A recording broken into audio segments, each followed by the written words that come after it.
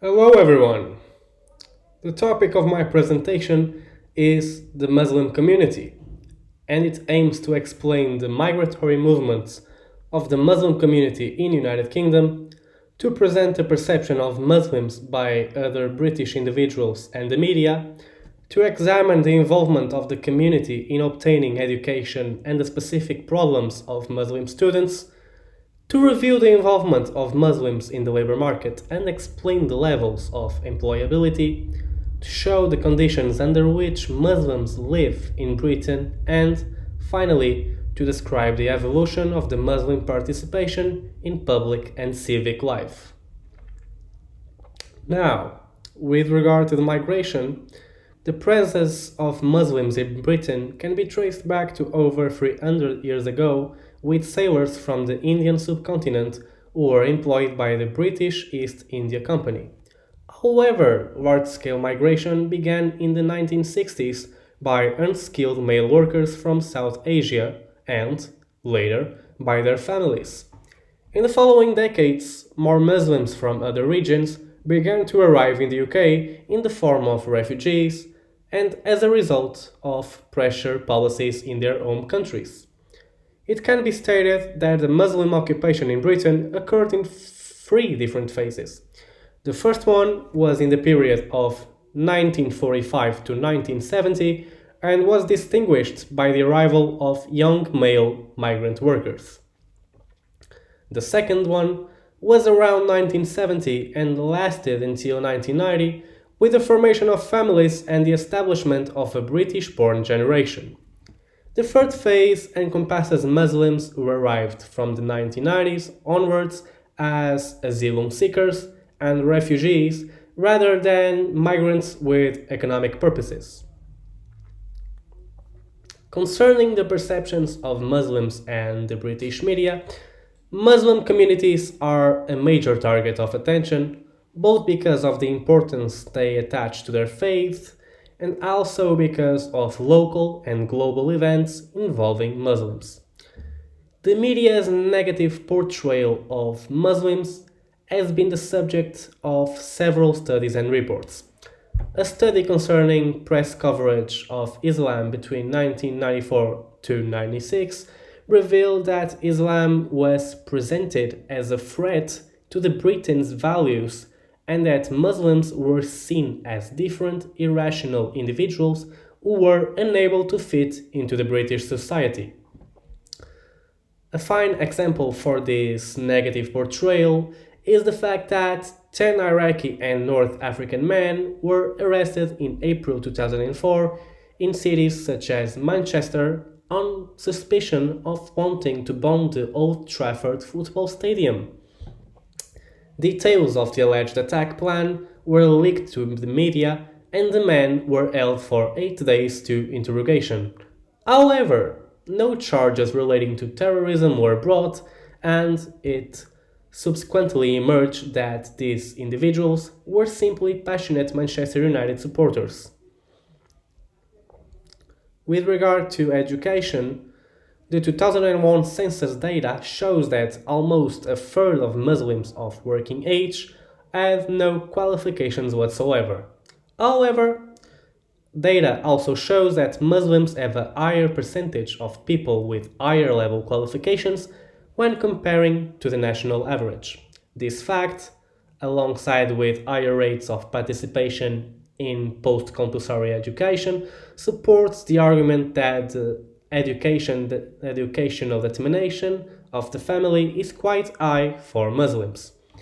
With respect to the gender gap in post-compulsory education participation rates, the Muslim one is the highest of all groups. While this could be regarded as evidence that Muslims do not find it as important for women to seek qualifications, it should be noted that the rates for Muslim women are even higher than for women at national level or Christian and women with no religion. The great paradox that is presented is the fact that Muslims have a higher than average rate of participation in post-compulsory education and, at the same time, they also have the highest rate of working age people with no qualifications at all. This reflects the lack of educational qualifications among the first generation of migrants. Now, concerning Muslim student specific problems, Muslims have been portrayed as people who have additional needs within schools. And state funding of Muslim schools is, therefore, an issue that has been widely discussed in terms of religion and a relevant matter for Muslims as a religious community. Advocates of state funded Muslim schools claim that if British state funded schools are unable to meet Muslim educational needs, then Muslims should have their own state funded schools. Today, effectively, there are several state funded Muslim schools, but at the beginning, when initial applications for state funding were refused for some of those Muslim schools, many considered the decision to be discriminatory due to the fact that Christian institutions and Jewish schools had already received state funding. Regarding discrimination in schools, although racism is a phenomenon that is diminishing, outbreaks of Islamophobia are still very much prevalent, and Muslims continue to be excessively discriminated against. It can, therefore, be stated that, due to recent world events, Muslims have become much more affected by racism than any other religious group. Therefore, it is very common for anti Muslim stereotyping to occur in school environments. With this in mind, prejudice is not only directed from students to students, but also displayed by teachers who adopt very specific stereotypes. This reveals that, although there has been a long and deep anti Muslim sentiment in Europe, it is possible to detect even more recent waves of Islamophobia. Now, with regard to employment, according to the 2001 census, Muslims were the community with the highest levels of economic inactivity in comparison to other groups. Furthermore, Muslims tend to be employed in some of the lowest paid occupations. Members of the Muslim community are mostly concentrated in restaurants, retail, healthcare, social work, corporate activities, and education. However, Muslims also have higher concentrations than the national average, being employed in more wealthy positions such as software professionals, restaurant and catering managers, medical professionals, civil service assistants, accountants, and administrators. Authors such as Brown, Gay, and Smith claim that the main reason for differences in the labor market is discrimination against some communities, mainly Muslims. As for women in the labor market, Muslim women suffer much higher employment penalties than men in comparison to other religious groups. In addition, Muslim women are also less likely to move to another job after being dismissed. This leads to the conclusion that religion itself, rather than ethnicity, is the ground associated with employment disadvantage.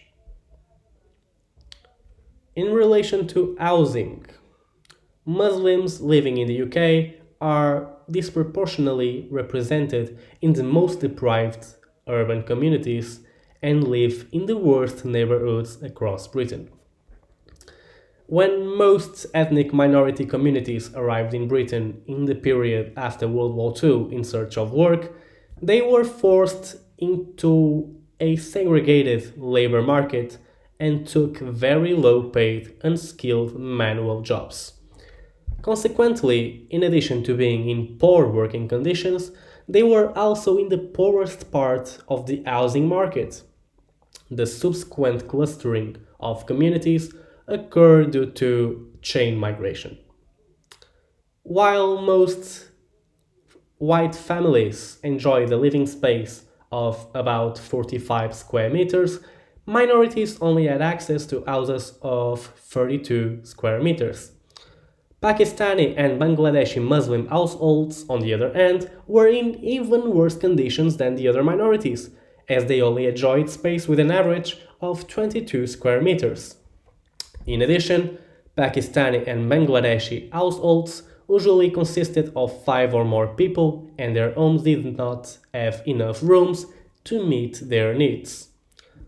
Another problem that should be mentioned is the fact that service providers often refuse to work in homes of the Muslim community, arguing that they are difficult households since they do not fit the model of a conventional family.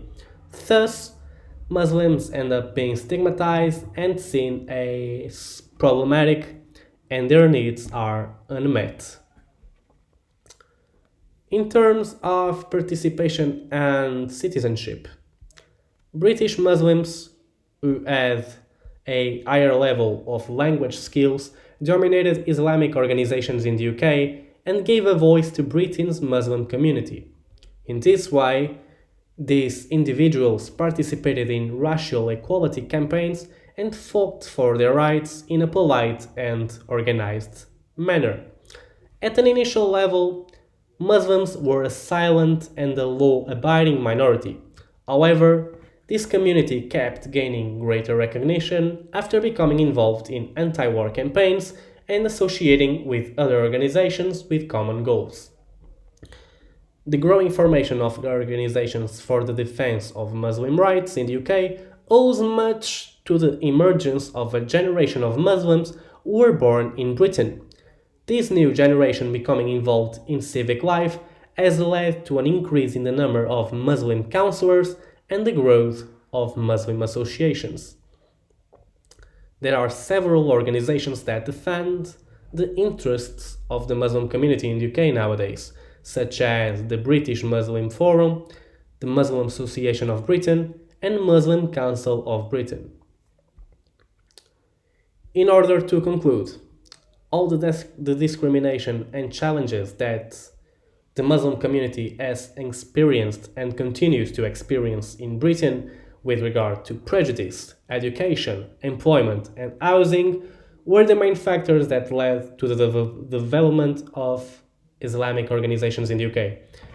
The participation and success of the fight towards equality through a correct and organized approach led to the point that the discourse employed by Muslim organizations began to defend the common good and not only the good of the Islamic community.